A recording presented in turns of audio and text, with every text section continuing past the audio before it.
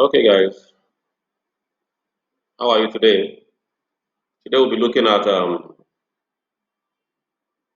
very interesting topic, which I believe you've heard before: human capital development. Human capital development.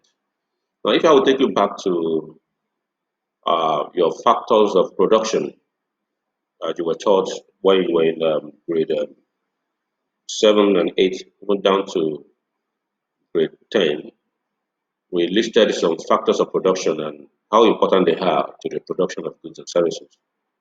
And we even gave them an acronym called CELL, CELL, where your C stands for capital, your E stands for an entrepreneur or organization.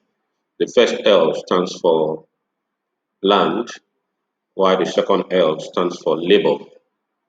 So when we talk about human capital development, we are talking about labor as one of the factors of production, improving your labor to become an asset to you. As we know that capital means assets, though then we were told that capital are man-made items, man-made items that can be used for further production of goods and services. So when we talk about human capital, it's moving labor from just mere a factor of production, adding value to labor to make it more of an asset to an organization, to make it more of an asset to an organization. Now, I will be showing you a video quickly, a video on this to buttress this point before I continue the class. Enjoy. If you wanted to build or produce most anything, I want to think a little bit about what you would need to do it. And I have some pictures here just to get our imagination going. These guys are up to making something with iron, or maybe making iron bars, or making some type of a thing out of iron. And right here is an old picture of some planes being made in a factory. But let's just think in very general terms, the things you need to produce anything. So first of all, you're going to need some land. And that's definitely true if you're running a farm or if you're trying to produce timber, but you definitely need land even if you have a factory. Obviously, both of these factories are sitting on top of some land. Then you're going to need a building, maybe, but most probably a building. You're going to need some tools and equipment. Tools and equipment. Then you might need some raw materials. In this case, it might be iron. Over here, too, you would need some metal. You might need some electricity or some oil to keep the production lines going. So you're going to need some raw materials. Raw materials. And then you're going to need people to actually work in your factory. And this guy, these guys putting these hot bars of iron inside of whatever this thing right over here is, or the people working on the factory line. You don't see them here. This must be off time. But you need people to actually work on the factory line to tighten bolts and all the rest of things. So you're going to need labor. You are going to need labor. And if you put all of these things together, so let me put them all together. If you put all of these things together, then you should be able to produce your product. So you'll be able to output whatever you set yourself to do. So in the classical sense, when you think about all of these different things that you might put into production, sometimes they're referred to as the factors of production, they separate out, and this is in the classical sense, they separate out building and the tools and equipment as one of the classes. So you have land, you have labor, and you have buildings, and sometimes, just to throw it in there, sometimes you'll throw in management or organization in here. Someone needs to figure out how to lay out all of this type of thing. So this could also be a factor of production. But buildings and tools and equipment, they're kind of separated out from everything else. And in the classical sense, they're referred to as capital. They are referred to as capital. And they kind of have this separate distinction because these are things that are made by human beings for the specific purpose of producing other things. So obviously there are other things that are made by human beings. For example, you could have a, let me think of something that's nicely, so a hat. A hat is clearly made by a human being. but it's not made to it's not produced to produce other things. It's meant for fashion. It's meant to kind of improve someone's quality of life, but it's not made to make other things. In this case, the building and the tools, the whole reason why they were made is to make other things. And so in the classical sense, they are referred to as capital. Now, if we go to kind of more modern times, you'll hear words like human capital, human capital, or financial capital.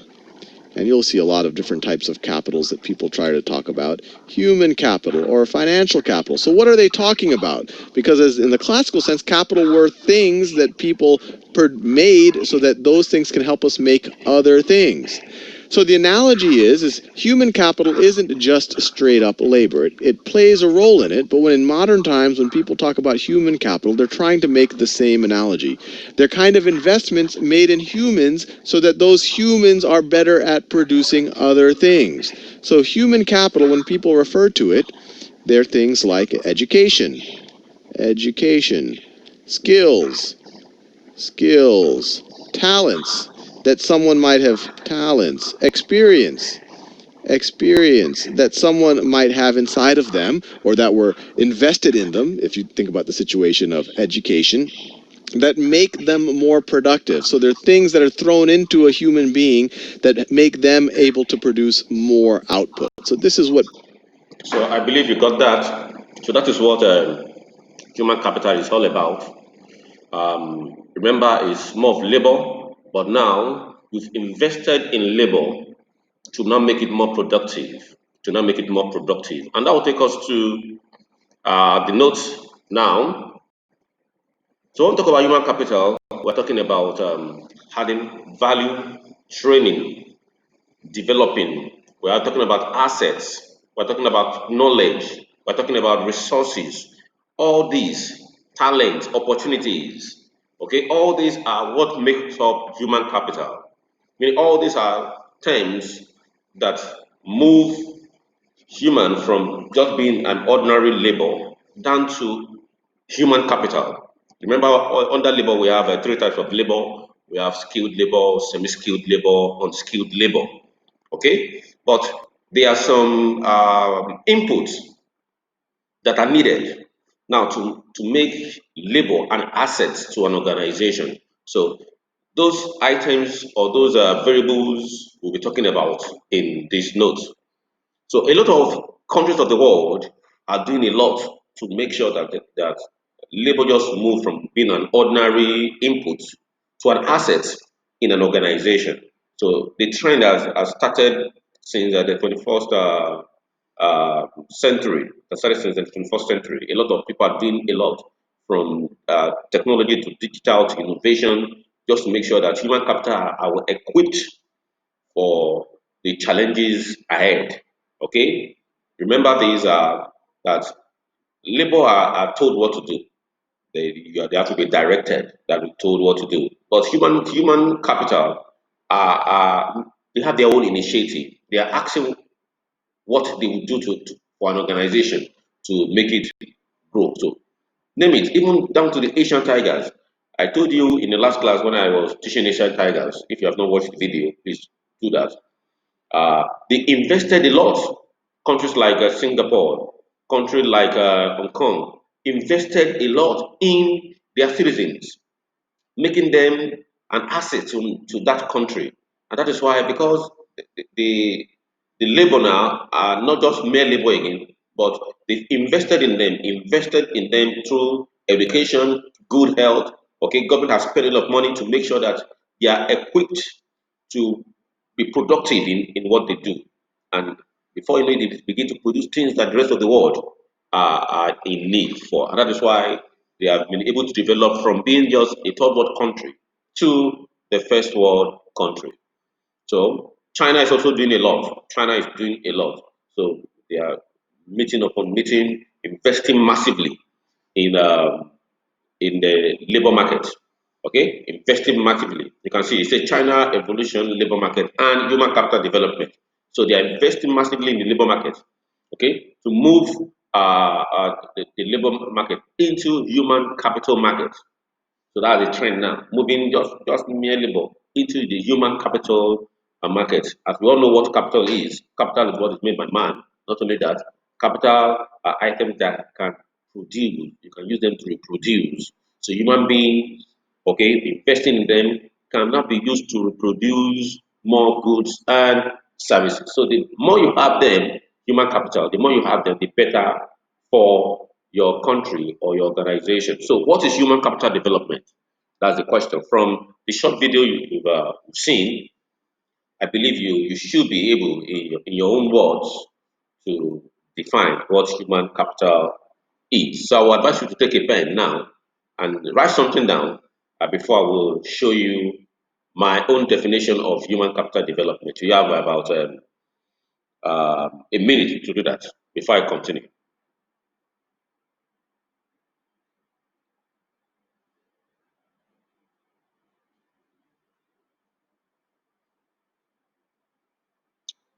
Okay, now I believe you've done that. You've done that. So let's see what human capital development is. Human capital can be defined as a set of skills which a worker acquired on the job. So when we talk about human capital, we're talking about a set of skills that are acquired on the job through number one, training, two, experience, which increase the worker's value in the marketplace. So that's what we call human capital. So human capital are skilled set of skills acquired on the job. And human labor can only acquire these skills through training, through experience on the job. Okay, years of experience on the job will make him very good at what he or she does. And now, acquiring this experience on the job and through development trainings will increase the value of that worker in the marketplace. So when we talk about set of skills now, we're talking about creativity skills, knowledge on the job, competency, then the personal attributes of that particular person. Remember, there's an adage that says your attitude is your attitude in life. Okay, so personal attributes are also very important. On the job, personal attributes are also very important to make the person perform efficiently well in the work environment and at the in the economy at large. So, simply put, it is a measure of the economic value of an employee's set of skills. Okay, so that's just the simple definition. The measure of the economic value of an employee set of skills. So compare America to Nigeria. Compare our labor, okay, in Nigeria to that of America. You see that in terms of value of set of skills, the gap is different. The gap is different. Okay, so and that is what differentiates labor from human capital. Not all labor is equal. I hope you know that. Not all labor is equal. The quality of employee can be improved by investing in them. Organizations should invest in them, the country should invest in them, the government should invest in them. And how do you invest in them? Through experience, through education. Okay? That alone will increase the ability of that employee, will increase its economic value, and it will lead to productivity, increase in the country's GDP. Okay, and it's money for that country if the country can invest more in its labor, turning its labor now to human capital. So it's all about growth, as you can see, all about growth. So once you go to get to an organization or the labor in the country, okay, through experience, through education, they keep growing. They keep growing, and as they are growing, the value of such employee is increasing in the marketplace, in the world. That's why you see some organization or some countries, if they need competent hands in some field, for example, when you talk about technology, when you need competent hands in technology, go to countries like India, go to programmers. India have one of the best programmers in the world. Go there. Okay, they have programmers. That's what they are good at. So the country and the government trained their citizens on that. Okay, even some of the Asian countries as well, they are very good when it comes to programming, and they have added value to their workers. So it's all about growing. It's all about growing higher and higher in terms of education. You are moving higher in terms of training. Okay, and as you are going through all these workshops and through trainings, that labor is in terms of value is growing and is becoming a human capital in that organization, which is an asset to that organization. So human capital development is all about investing in people. It is all about investing in people through proper nutrition, very important. They say health is wealth, quality health care for your workers, education, and skills. All these help to build human capital. We'll be looking at them more as we go on in course of this lesson. Improving it will lead to high quality of lives of everyone, and then driving sustainable and inclusive economic growth for everybody in that organization or in that country. So you give them proper diet, good healthcare facilities for your workers or for your labor force in that country. You are educating them not only just on certificate, but you are increasing their cognitive skills. You are allowing them to acquire all necessary skills needed, even down from the primary school. The curriculum is so designed that every skill needed by the citizen of the country for them to be productive when they enter into the labor force, meaning by the age of 18 down to 55. Those age process are broken down for them to be able to acquire one skill at a time for them to be productive. At the end, that economy will be experiencing sustainable economic growth and development. So, and that is the goal of every society now, of every country. They are investing massively into their people. Uh, and of course, in Nigeria, using Nigeria as a case study, we have not gotten it right yet. We have not gotten it right yet. So, it's all about we want to experience economic development, we invest in human capital, very important. We improve infrastructure, improve the healthcare and safety, improve education. That will go a long way in improving the general welfare of your citizens and will help them to grow and be more productive. Because once they are healthy, they will be able to produce more. And that's the big difference between economic development and economic growth. Yes, economic growth is just talking about increase in GDP, which might be as a result of discovery of more resources. It might be as a result of double counting. So it does not really show that the quality of life of the people in that country is good. It does not really show that the standard of living is good. Your GDP might be increasing as a result of increase in price of goods and services. So economic growth is not a good measure to say that the country is experiencing high standard of living. The best way to know is through economic development. And economic, when we talk about economic development, we're talking about welfare of the citizens is paramount. Human capital development is paramount. Okay, this leads to productivity, and once it leads to productivity, it leads to growth. So, anywhere you have economic development, you have economic growth. So, and that's how it works. That's how it works. So what are the skills we're talking about there?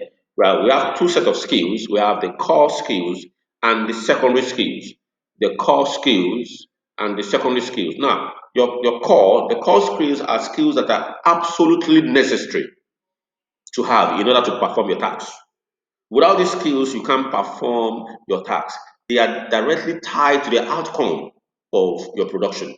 So without these skills, we can't function as labor perfectly. These skills are needed for labor to function perfectly. They are called core skills. While your secondary skills are skills that are nice to have but not needed.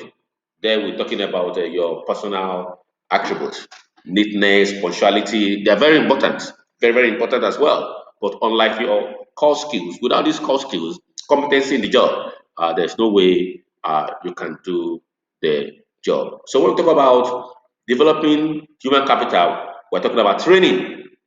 And when we talk about training, we're talking about skills development, coaching, we're talking about knowledge building. teaching, learning, workshop, development. All these are encompassing when we talk about training. Training. Workers need to be mentored. Workers need to be coached to become the best in this particular field they are. And you see, that's why you see Nigerians leaving the shore of our country and moving out to other developed countries of the world like America, Canada, Australia, and they are doing fine. Why? Because those environments enable them, bring out the best in them to be better human capital compared to their home country where they are coming from. Why? Because in their home country, these facilities are not on ground to make them the version of the best they can be. Education is nothing to write home about, no infrastructures to help them to become the best they can be. But in developed nations of the world, in the first world countries or middle income and high income countries of the world, these facilities are on ground. From healthcare down to education, they are on ground. And that is why you see that their citizens are making waves. They are discovering a lot of things, going into innovations, okay? Discovering a lot of things. Go to China today. They're talking about artificial intelligence in China. China is planning to create artificial moon, artificial sun, okay? So they are doing a lot of things. Why? Because they've trained and invested in their labor to become human capital. And that is what differentiates us as a developing nation to the developed nation of the world. So he's talking about growth. You can see from the last guy there, his hair is bowed. There's no self-confidence. Why? Because he's agreeing on. He's not experienced. But as it grows in that business, as it grows in that sector, as it grows in that workplace, what happens? It continues to gain experience through workshop, through training. It continues to improve. And year in, year out, what happens? He begins to gain his experience. To the second man, you can see there's confidence now, okay? And that's how the growth happens until you see the first man standing tall, okay? Standing tall. Now, in terms of confidence, he has it, good health, education, he has all that he needs to compete favorably in the labor market. Why? Because the company has invested in him, okay? His country has invested in him. He has all the skills needed to be able to excel and be productive or efficient in the country and in the work is doing. So human capital development, as I've said, all around every country of the world, you can see it. Human capital development in the People's Republic of China and India. Yes, I told you in my last video that give India the next 10 years, India will surprise the world. With the level of technology and with the level of investment India is investing in their citizens, they will surprise you. So there are a lot of policy changes in China and India to position their citizens to work effectively. Remember that under the factors of production, there are two human factors there. We have labor and the entrepreneur. The job of the entrepreneur is just to coordinate. Labor has a lot of work to do. It's labor that will bring the land and the other capital together to produce goods and services. So if they are not experienced, if they are not taken care of, if their health is not good enough, they will not be able to be productive. And that is why countries of the world now are investing massively in their human beings to make them capital so that they'll be productive in whatever they do. So there's what we call the Human Capital Index, which have about 51 indicators. And part of the indicators are education, health, and well-being. We have workforce environments where they enable that person is working. Then we have workforce employment. Okay, so as at when this data was taken, Switzerland was the highest in terms of this index. Was the highest. It has the highest human capital index in the world, followed by Finland, followed by Singapore, which is one of the Asian tigers, followed by Netherlands, then Switzerland, Sweden, and down to number 10, Canada. Okay, so and that's the key. Human capital is the key. As you can see from this code, the key for the future of any country and any institution lies in the talent the skills, and the capacity of its people. Yes, that's the future. If the citizens of the country, the labor force of the country, lack talent, lack skills, and then lack capacity, then that country will be experiencing poverty as it is in Africa. Why? Because we have not really invested in our people. And that's why you see even Nigeria, in the next 10 years, if our government do not do anything in this country, our situation will be very pathetic. We'll be the poorest nation in the world. Look at our youth today. Some of them will be acquiring skills.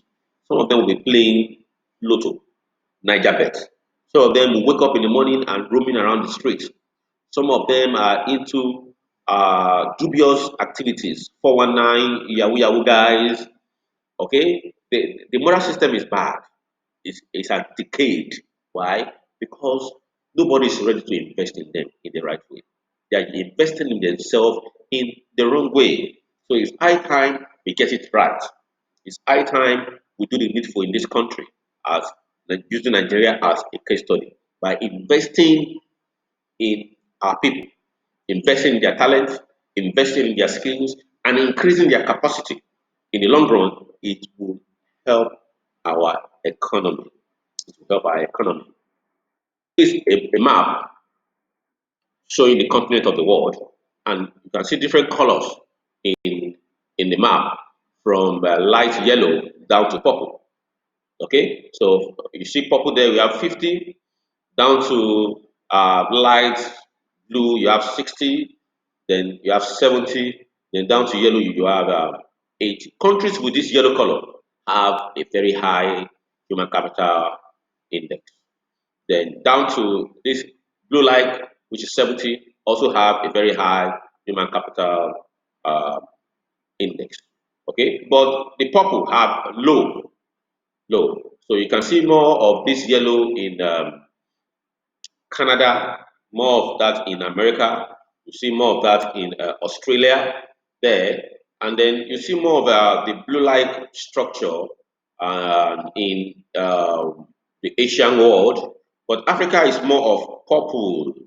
So Africa is more of purple, meaning we have a lot to do. The America or the Latin America, of course, is also a mixture. Okay, but they are doing fine. They are doing better than Africa. So Africa has not gotten it right when it comes to investing in their citizens. When it comes to developing their citizens, they've not gotten it right yet, and we have to do a lot in order to get it. What are the characteristics of human capital? When you say someone is developing, when we say a country is developing its human capital, what are some of the things we will see? Number one, human capital, one of the characteristics is this: human capital is not something you can see, it's an intangible asset. It can't be seen or touched, but only perceived. If someone is brilliant at his job, you can only perceive it, you can see it. So human capital is an intangible asset. Human resources can be transformed into human capital. Take note of that. Human resources, meaning the labor force of the country, can be transformed into human capital with training, education, and experience. That person, that country can get it right. Invest in education, invest in training them, workshop, and through experience, they get it right. Human capital is substitutable but not transferable like land, labor, or other kinds of items. You can transfer labor, yes. You can transfer land, you can transfer capital. But human capital, remember, human capital are the skills, the talent acquired by that person for a lot of period. So that is not transferable. There's no way you can transfer my skills. There's no way you can collect my skills from me, my talent, my years of experience, the trainings I've acquired. There's no way you can get that from me. Number four, human capital is highly mobile. Yes, labor is mobile, of course, but human capital is highly mobile. Since it is a human factor, it can move to a greener pasture. When you don't treat them well, okay, and they develop themselves, other nations of the world will call them. And that's why you see the best brains in Nigeria. Okay, that through one means or the other, companies have invested in them, their parents have invested in them, are living because they are living for a greener pasture, so they are highly mobile, highly mobile. So you can see some of the pictures, okay, of different human capital, okay, through training, through skills, they've improved themselves, and that is they've improved themselves. The economic development of the world depend on human capital. India has the number, yes, their population is one of the highest in the world, the talent and the motivation. That's why I say watch out for India in the next 10 years. So in terms of number, their population is over 1.3 billion. In terms of talent, they are going there. Using Nigeria as a case study, you see a lot of cars in Nigeria, down to the minibus, down to tricycles, which we call keke nape, are produced by Indians, and their goods, their product is all more of high quality than that of China. So give them some time to come. They will shock the world. The question is this: what is Nigeria doing? Are we doing anything about that? No. So five, human capital risk can be evaluated. Yes. Human capital risk is measurable to the extent to which human capital is unable to accomplish assigned tasks with limited resources. So you can measure. You can the risk is measurable. The accepted activity time for accompanying a task is compared with the expected time a worker takes to do the task. This this gives a measure of how risky the worker is. When you give a worker a target and is there's normally it should take him an hour to meet the target. But if it's taking him 2 hours to meet the target, you know that human capital is highly risky. Highly risky. It's not efficient enough. But if it takes him or her less than an hour to achieve the target, so it shows that that human capital is less risky. And that's how you evaluate the risk of human capital before you employ them into your organization. So it's all about giving them opportunities, increasing their capacity and their confidence. That is all. That is three items under your human capital development. Giving them the opportunity to grow, increasing their capacity, and once you increase their capacity, their confidence will increase.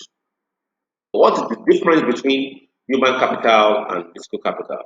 The difference between your human capital and your man-made capital. Number one, human capital refers to the skills of creativity, knowledge, competency, and personal attributes of that worker. This belongs to the worker, and this enables that worker to be able to perform his job effectively, and it affects the economy at large. But what your physical capital refers to machines, stocks, okay, items needed for production of goods and services. So there are two different things. Human capital talks about skills set of a worker, talking about creativity skills, knowledge skills, competency, personal skills. This belongs to the worker. It cannot be taken. But your physical capital talks about machines that are used in the production of goods and services. The second difference, human capital is a factor of production purchased and owned by the company. Yes, the machines is owned by the company. Machines that are used for production of goods and services, the laptops, the computers, as you can see, are owned by the company. But the human capital hired by that organization cannot be owned by the company because they are employees. They can come and go. Take note of that. So their skills cannot be owned. Their creative skills, their personal attributes can never be owned by any organization. So that's one beauty about human capital. Three, human capital is intangible asset. You can't see it. You can't see their skills. You can't see the experience they've acquired. You can only perceive it. But your physical capital are tangible goods like machines. You can see them, you can touch them, you can feel them. Number four, human capital is motivated to perform effectively. For human capital to perform effectively, to be productive, you have to motivate them. But physical capital, for your machines to perform effectively, you have to service them and maintain them. I hope you got that. So human capital needs motivation to be productive, while your machines need to be serviced to be productive. Number five, Human capital is highly mobile. It can move from one place to another, either geographical mobility of labor or vertical or horizontal mobility of labor or functional mobility of labor. So it can move, but your assets, your physical capital, which are your asset, cannot move. Knowledge acquired by human capital leads to productivity. Yes, it leads to productivity, but your physical capital lack these characteristics. So these are some of the lovely differences. You can see these skills needed in doing this cannot be collected, cannot be seen. But the machines, okay, can be seen, but these skills cannot be seen. So what are the factors affecting the efficiency of human capital? What are the factors that help human capital to be more efficient at what they do? At what they do? What are the factors that help them to be more efficient at what they do? So number one of such factor is education. We have education there. We have health. We have on-the-job training. Yes, we have on-the-job training. All these are source of human capital. We have migration and we have information. So let's look at them one after the other. Remember, I said they are tangible assets. Human capital is the working force a company employs. It is a combination of skills, health, value, knowledge, which is regarded as an asset. Which is regarded as an asset. So the following are some of the uh, assets. We have education. They need to be educated. Formal education is also important, and also be informal for them to perform well. Training, apart from acquiring formal education, they need to be trained. Form of training to develop them. Their health status need to be good. Very important. Health is wealth. For them to be able to be efficient, their health status need to be good. Experience is also very important. It's important for human capital to be efficient. Highly experienced workers are positioned to get good jobs than workers that are not experienced. Now, this experience takes time to acquire. It cannot be bought, but they need to be experienced. Personal attributes can affect their performance. So, good personal attributes is very important. Being partial to work, needs, polite, politeness, all these are very important to make human capital to be efficient at what he or she is doing. So this is a good example of the BRICS nation where we have Brazil, Russia, India, China, and South Africa. And is a global human capital ranking among them. So it shows that India is doing fine when it comes to the human capital ranking among these nations of the world. That's why I said watch out for India. So what is Nigeria doing? Nigerians rating in percentage is 61.60. What are we doing? We are still low compared to Bangladesh, Algeria. But when you compare that to Chad, to other African nations, we are fine, but we have not gotten there yet. So this is the Global Human Capital Index for 2017. So just about 51.12% in the world. We are 113 in the world as at 2017. So we are doing a lot. The country is doing a lot. There are a lot of organizations, Chartered Institute of Human Capital Development in Nigeria, and a lot of them are doing a lot to make sure that human capital is increased. We educate our workers properly. Now, I want us to quickly watch uh, a video, a video on Nigeria and what we are doing. People refer Sorry, this is the wrong one. Sorry about that. So let's just. To take this further, I'm now being joined on the news at 10 by the UNDP Economic Advisor for Nigeria and ECOWAS, Ojijo Diambo. Thank you for joining us on the news at 10. Now, the latest report puts Nigeria at 152. We've been here for the past 2 years in spite of reforms. Is there any particular reason why this is so? Thank you very much. I think we should recall that the idea of the Human Development Report is not to rank geographic regions against each other, but really to see how particular regions are making progress. So in this regard, we must take into consideration the fact that Nigeria has made progress. You talked about a 13% increase in the Human Development Index between 2005 and 2015. That's very commendable. But what is more important is at least that we could have done better, at least is because the Human Development Index, which is the basis of the ranking, is a composite index that looks at not just the well-being of economies, but the well-being of individuals within a particular geographic area, Nigeria in this case. And that the well-being of that individuals looks at the average income of the people in that area, but also their ability to live long and healthy lives and their access to education.